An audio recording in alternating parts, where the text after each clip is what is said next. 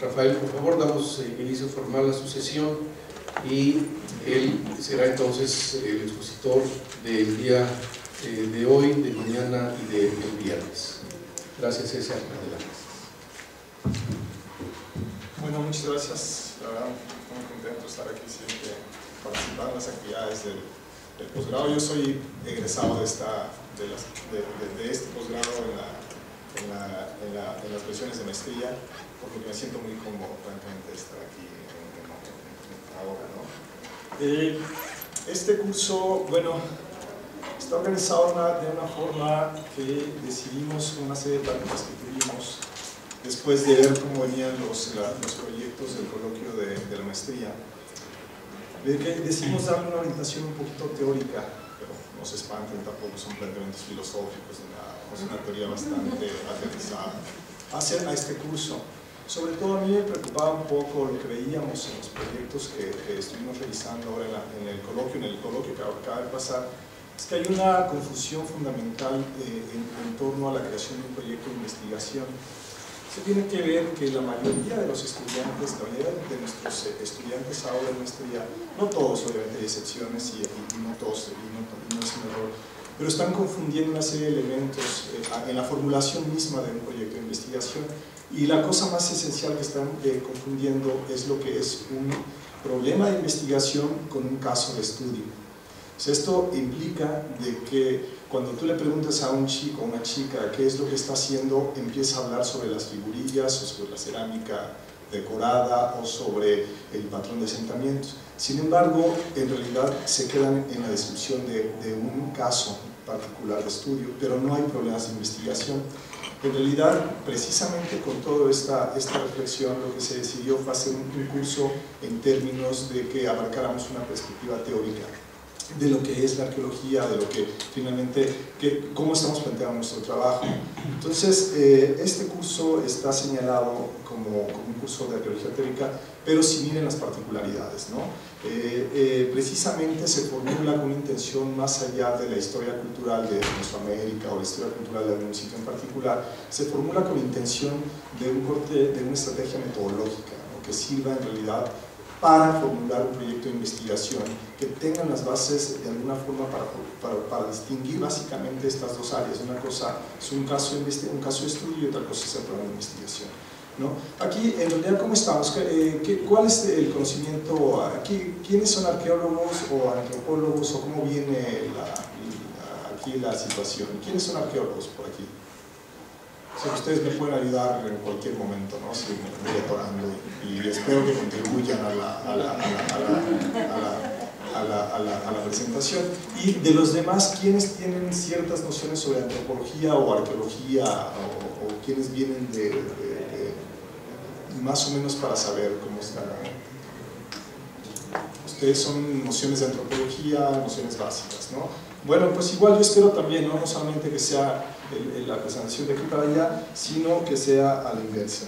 Entonces, en realidad, una cosa que hacemos todos los investigadores, independientemente de lo que hagamos, es que nos centramos y siempre estamos usando teorías.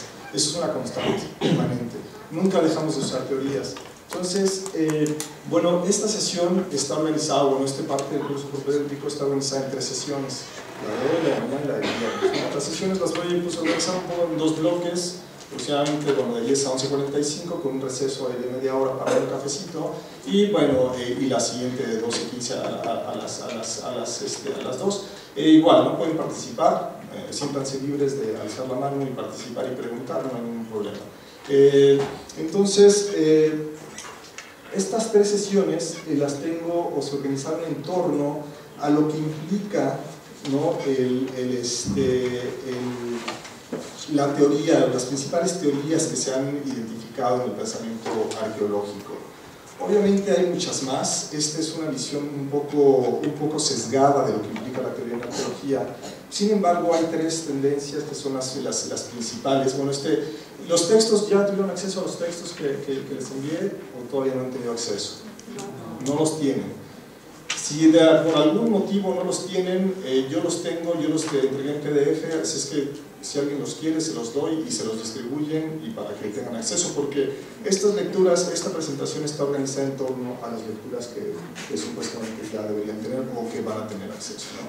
Entonces, bueno, este texto, esta estructura, este cuadro yo lo tomo de Christiansen, que el texto que ustedes ya tienen, y para organizar las sesiones decidí organizarla en torno a 3 áreas de pensamiento que son las más importantes que se han desarrollado en la arqueología, que es lo que se conoce como historia cultural, que es un periodo que va más o menos de 1900 a 1950, la siguiente, que es lo que se conoce como arqueología procesual o postprocesual, que bueno, por ahí se plantea de 1960 a los 80, ¿no?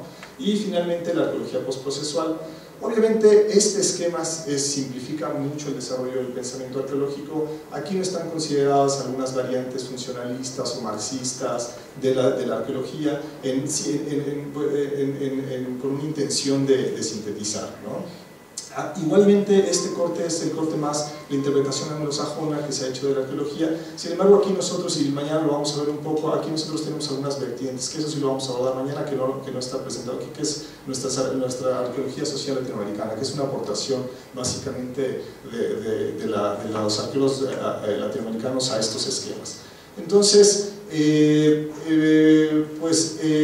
estos mismos textos que yo les proporciono viene obviamente un poco más detallado las diferencias, pero bueno, entonces hoy nos concentraremos precisamente en lo que es historia cultural, mañana en arqueología procesual y la arqueología postprocesual. Sin embargo, la sesión de hoy está dividida también en 2 partes, precisamente para tratar de homogeneizar nuestros criterios sobre lo que hacemos. Vamos a empezar con las nociones básicas de arqueología, que es la gran pregunta del millón, y luego en la segunda parte de la sesión nos vamos a poder concentrar precisamente en lo que es la historia cultural, ¿no? Pues casi todos, ¿no? Parecería que en realidad la arqueología es algo no problemático. Cuando ustedes preguntan a alguien, ¿no? O alguien les pregunta qué es lo que hacen, pues es como cuando somos arqueólogos, ¿no? Antropólogos, es básicamente para la gente, el público en general y sorpresivamente también para algunos especialistas, nosotros tenemos un área de estudio que no es problemática, porque nosotros estudiamos básicamente pirámides, ¿no?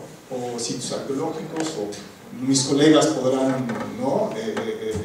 Confirmar esta idea de que la gente piensa, desde el exterior parecería que la arqueología es no problemática. La arqueología se dedica a estudiar eso, ¿no? Que será Chichén Itzá, las pirámides de Egipto, pues las piedras, los cacharros, los huesos, ¿no? Y básicamente cuando ustedes abren un diccionario común y corriente, pues se van a encontrar con esa definición, ¿no? Que la arqueología es el estudio del antiguo, ¿no? Y eso parecería que no es problemática. La definición que da la RAE, el diccionario, bueno, español es, ¿no? La ciencia que se refiere a los monumentos y objetos de la antigüedad. Y básicamente pues ahí estamos en el terreno no problemático y básicamente es lo que aparentemente hacemos. Y esta definición también puede ser encontrada en muchos manuales de arqueología. Lo que hacemos es excavar estos sitios, es interpretar, bueno, es básicamente el imaginario que existe, ¿no? Pero la cosa no es tan sencilla, porque cuando nosotros ya nos percatamos de lo que hacemos y en las diferentes áreas en las que nos encontramos trabajando, pues nos encontramos en múltiples áreas que va desde la presentación de la arqueología, pues por ejemplo para museos. Actualmente un área súper importante de desarrollo en el pensamiento arqueológico es pues, lo que tiene que ver con el turismo. Bueno, pues no está de más decir también que hay una serie de activismos sociales también en donde están muy involucrados muchos arqueólogos, y las excavaciones común y corriente que son lo que hacemos, ¿no? Entonces, en realidad, en la actualidad nos vamos percatando de que existe más de una perspectiva de hacer y practicar arqueología, ¿no? Precisamente en esta diversidad de arqueologías, y para complejizar lo que aparentemente no es problemático, aquí encuentro precisamente estas definiciones o este texto que también, bueno, que ya les hago referencia, de que originalmente nuestra arqueología parecería no problemática y estudiamos el pasado, ¿no? Sin embargo, las arqueologías en realidad se va construyendo como una estrategia política. O sea, el pasado no existe ahí únicamente, ¿no?, esperando a que nosotros lleguemos como arqueólogos y develarlos. Cada presente va construyendo su propio pasado, es una estrategia política también el pasado, y la práctica de la arqueología es negociada en diferentes, en una política de Estado es negociada, es una negociación permanente en diferentes momentos de la historia. Entonces, dentro de estas diferentes perspectivas que tiene la arqueología, lo que propone Christiansen en este texto es precisamente desdoblar únicamente el sentido de la arqueología como estudio del pasado hacia las prácticas que incluye la arqueología. Y entonces él clasifica la arqueología en un sentido dual, ¿no? Él llama la duality of practice de la arqueología, que es en realidad el estudio y preservación del pasado, porque en realidad nosotros ya no nada más estudiamos, si nos damos cuenta de las múltiples actividades que estábamos mencionando, en realidad no solamente estamos estudiando. Hay un aspecto súper importante de la arqueología, es precisamente lo que implica con la preservación de todo lo que vamos encontrando, ¿no? Entonces, este estudio y esta preservación del pasado tienen que ver con dos objetivos esenciales, ¿no? Que por un lado es la reconstrucción de la vida de sociedades pasadas para comprender condiciones históricas y sociales de transformación, de cómo las sociedades se van modificando al paso del tiempo. Obviamente una de las características que nosotros tenemos como arqueólogos es entender o tratar de entender los procesos sociales de larga duración. Esa es una característica inherente a la arqueología. Vamos tratando de comprender desde pasados muy remotos hasta pasados muy contemporáneos, ¿no? Pero en esta búsqueda casualmente pasa que los materiales tienen que ser preservados. Entonces, la preservación de este registro arqueológico, obviamente por la misma carga que tiene el pasado, bueno, fundamentalmente se ha hecho en museos e instituciones, ¿no? Y sobre todo siempre es la metáfora, ¿no?, que tenemos los arqueólogos.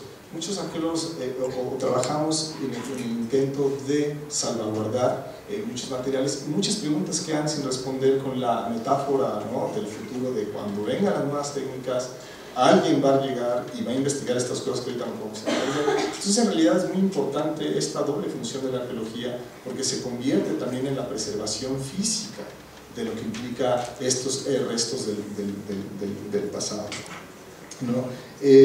Ahora bien, dentro de esta diversidad hay dos perspectivas en donde se ha expandido el desarrollo de la arqueología, que es básicamente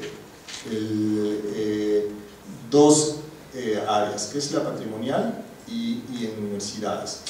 Bueno, aquí quiero hacer una aclaración. Estos esquemas o esta literatura que yo les recomiendo leer es precisamente, bueno, aborda el tema anglosajón, y sobre todo este texto se refiere hacia una arqueología internacional, pero con ejemplos muy concretos europeos. Aquí hay una diferencia en términos de lenguaje, lo que es patrimonial y lo que es heritage. En inglés, que es el texto que ustedes van a leer en este texto, la palabra patrimonial no existe, aunque existe en inglés, patrimony existe en inglés, pero en inglés no se utiliza para definir lo que es heritage. En realidad, cuando uno compara las dos cosas, pues están hablando básicamente de lo mismo. Sin embargo, en términos de literatura, en términos del texto, no usamos nosotros herencia tampoco, así como ellos no usan patrimonio. Entonces, yo, en la lectura, mientras ustedes leen, no hay que complejizarse. En realidad, el sinónimo lo podemos establecer, que heritage es equivalente a patrimonio. Sin embargo, hay diferencias de fondo que hay que considerar, ¿no?, en términos de lo que implica el patrimonio aquí, y la metáfora viene, ¿no?, el patrimonio arqueológico es de todos los mexicanos, ¿no? O sea, no es mío, ¿no? No es de una persona en particular, es como un bien común, ¿no? Se refiere más a este bien común. Y el heritage tiene un sentido también más individualista, que tiene que ver también con los contextos, tanto anglosajones y la forma de vivir la vida y ejercer la arqueología. Entonces, mientras que en algunos casos particulares, en estos países, ya sea Estados Unidos o Inglaterra, este heritage puede ser sujeto de propiedad individual, para nosotros es imposible, ¿no? O sea, para México no existe, en México el patrimonio precisamente es de todos y por legislación no puede ser de nadie. Aunque, como el caso más sonado, por ejemplo, en el caso de Chichén Itzá es una propiedad privada, o sea, el terreno es de los Barbachano. Sin embargo, el sitio arqueológico, la pirámide y todo lo que esté ahí no es de los Barbachano, ¿no? Entonces, aquí en realidad estos dos términos yo ahora los utilizo como equivalentes, sin embargo tienen su propio contexto, ¿no?, de desarrollo. Así es que solamente quería hacer la anotación para que no se confundieran en el término de la lectura del texto. Entonces, bueno, lo que hace Christiansen en este sentido es esta práctica dual de la arqueología, ¿no?, que es el estudio de la preservación, a su vez se bifurca en dos áreas fundamentales, que es la patrimonial y universidades. Sin embargo, más allá de estos lenguajes, las arqueologías se practican de diferente forma en diferentes países. Mientras que en los países anglosajones y algunos y otros europeos, no sé, como España, la arqueología se puede ejercer desde diferentes instituciones. En el caso mexicano no. En el caso mexicano aquí atrás debería estar el INA, ¿no? Y en realidad está, porque en realidad el INA es el que detenta el control y el monopolio de la investigación arqueológica en México. Aún estando en esta universidad, teniendo investigación arqueológica en este instituto, nosotros tenemos que estar supervisados por el Consejo de Arqueología. O sea que la práctica en realidad en países como México, como otros latinoamericanos, la práctica es una práctica monopólica del Estado, o sea, el Estado depende. Sin embargo, estos esquemas también aplican. O sea, en realidad, si ustedes ven, nosotros estamos en una universidad, pese a que estamos controlados o supervisados más bien por el INA, nosotros ejercemos arqueología en universidades. Actualmente hay muchísimas universidades, no solamente está la ENA propiamente, arqueología se está dando en Yucatán, en San Luis Potosí, hasta en Monterrey están abriendo una licenciatura por ahí, alguien de ayer. Entonces hay diferentes espacios para ejercer. Entonces este esquema, pese a que nosotros tenemos aquí el control, ¿no?, este esquema también aplica, ¿no? Entonces estas dos prácticas pues en realidad son el resultado de los contextos locales de casi 150 años de prácticas, ¿no? Y bueno, y actualmente después de la Segunda Guerra Mundial, pues la influencia de los organismos internacionales es cada vez más presente en las arqueologías nacionales, y bueno, pues la expansión del turismo y todas estas cosas, ¿no?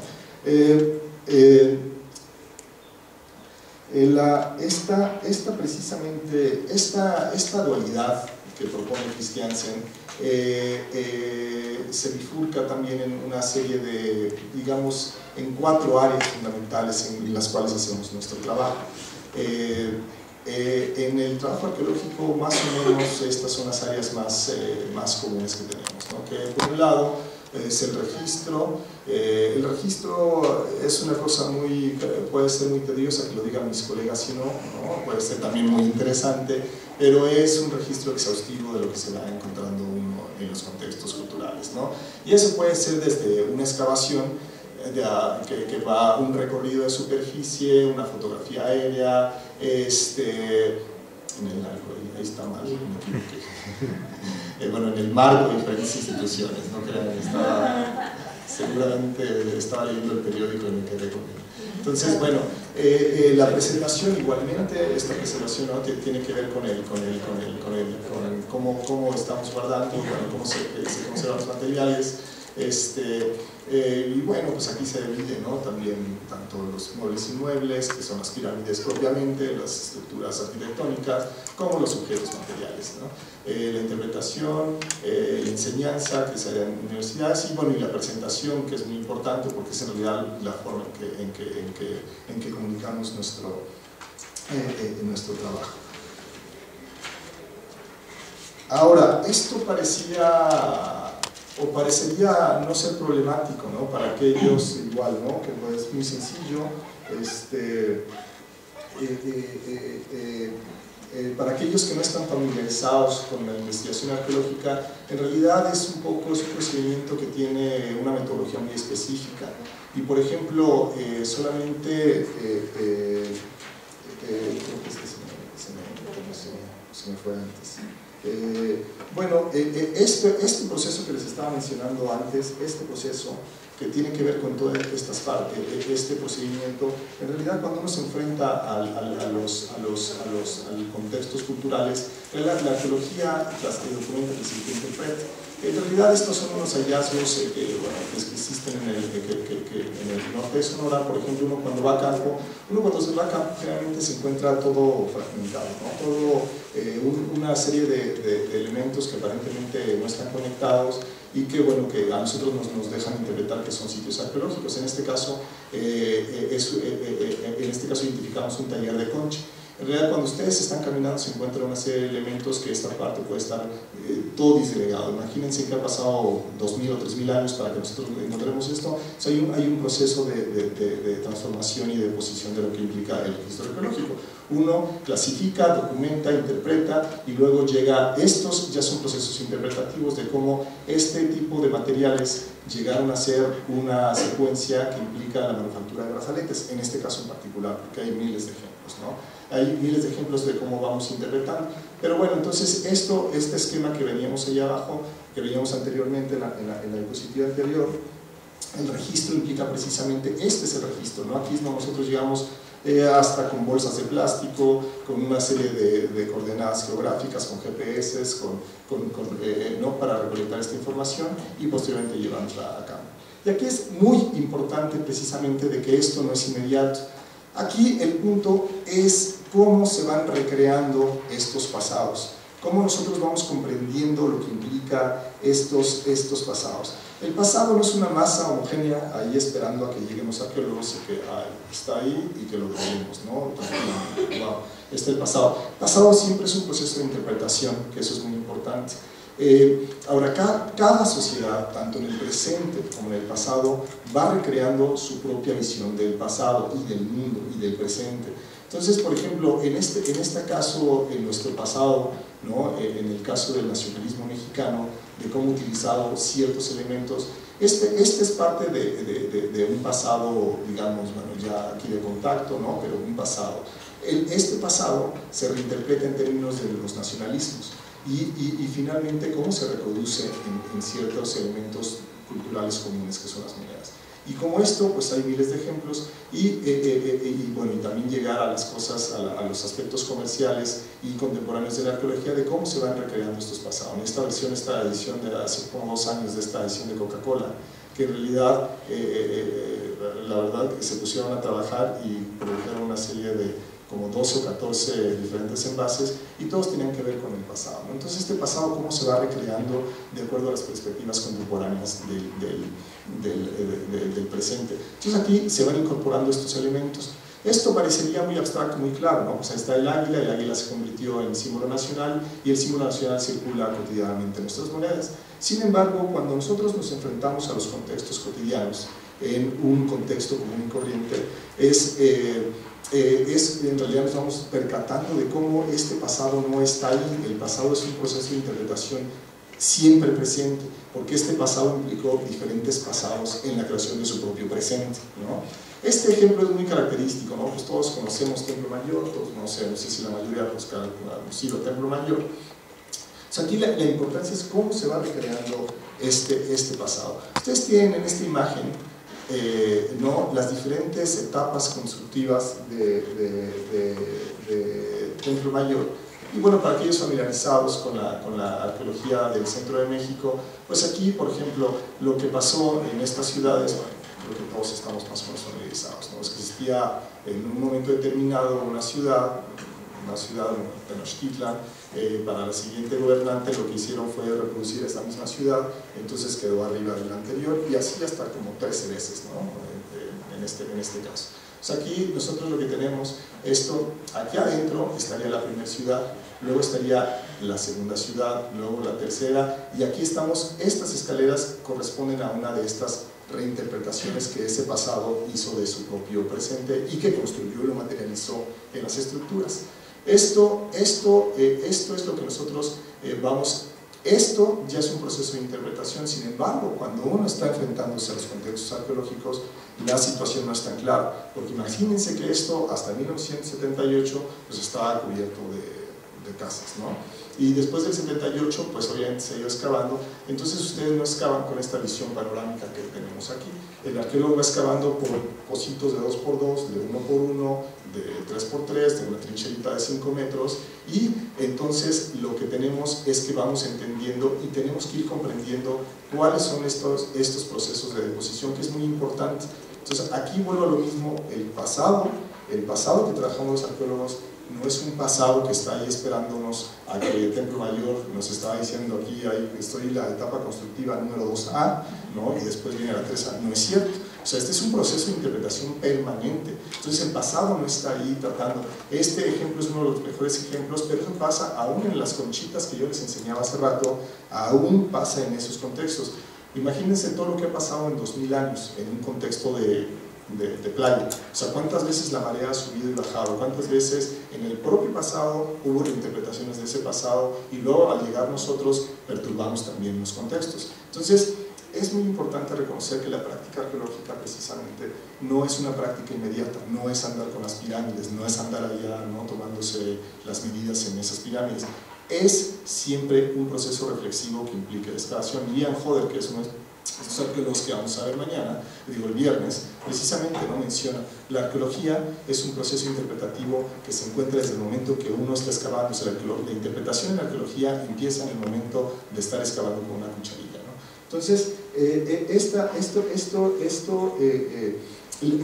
la idea de presentarles esto es precisamente comprender, ¿no?, la forma en que estos procesos, que posteriormente en otro momento se llamaba, fue una propuesta muy importante, vigente hasta la actualidad, ¿no?, que son los procesos de formación y transformación del registro arqueológico, influencian nuestras interpretaciones.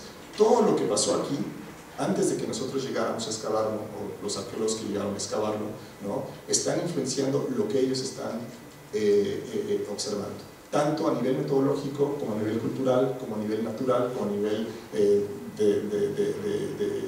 político y de interpretación. Entonces el pasado no está ahí esperando, el pasado es una construcción siempre presente.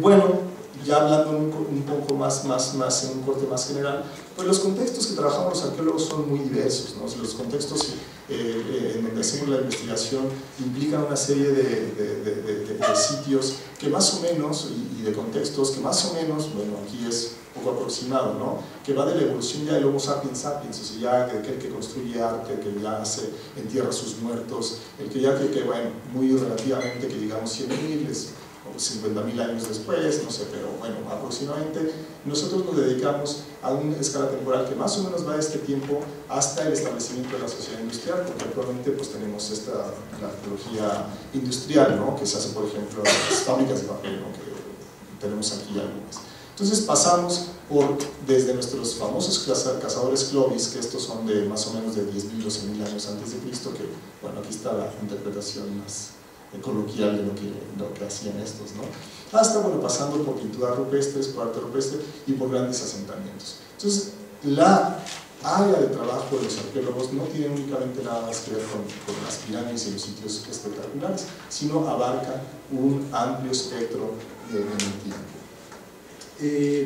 Y bueno, ya en la época contemporánea, pues un arqueólogo no trabaja solo. De hecho, en los principios de la arqueología se vio como una parte, ¿no?, como este investigador solitario que agarraba sus jeeps, sus sombreros, iba al monte y entonces empezaba a descubrir sitios, ¿no?, y entonces él los descubría, que era la visión de principios de siglo, ¿no? Todos los arqueólogos descubrían sitios. En realidad, pues ahora sabemos que nosotros somos los que no los conocemos, porque la gente, antes que nosotros, las comunidades locales muchas veces conocen mejor los sitios que nosotros. Entonces nosotros no descubrimos sitios, ¿no? Esa es una visión también muy popular, que pese a que hacemos énfasis en que no descubrimos, parece que seguimos descubriendo, no es cierto, nosotros investigamos sitios.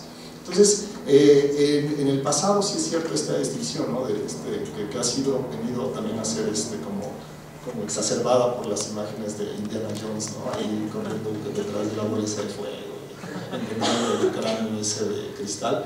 Pero bueno, nosotros básicamente no hacemos eso. Entonces, para hacer nuestra tarea, en realidad en la época contemporánea, si se dan cuenta, es una tarea súper ambiciosa, tratar de entender lo que pasó hace 100.000 años y lo que pasó en la fábrica de papel Pobra-Guía o Loreto, es muy complicado. Entonces nosotros en la actualidad necesitamos la ayuda y la ayuda y no ayuda, sino colaboración en proyectos multidisciplinares de antropólogos físicos, antropólogos sociales, osteólogos y una serie de especialistas que dependen de la misión y de la orientación del proyecto de investigación.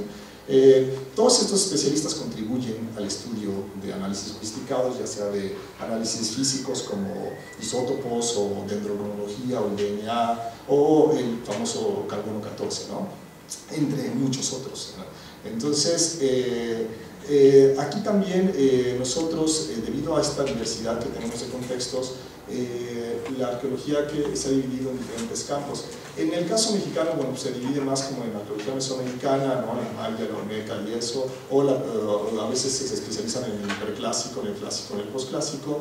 En el caso de los ejemplos que yo les estoy